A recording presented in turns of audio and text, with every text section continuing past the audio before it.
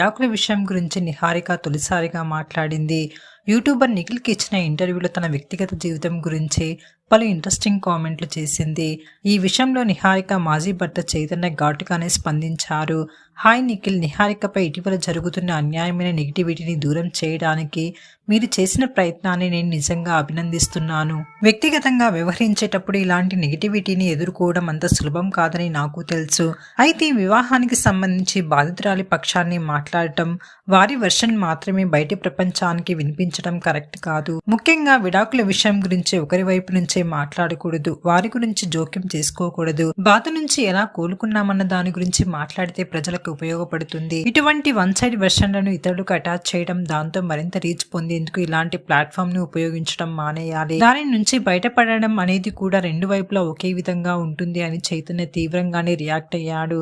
విషయాల్ని పూర్తిగా తెలుసుకోకుండా ప్రజలకు అసత్యాలను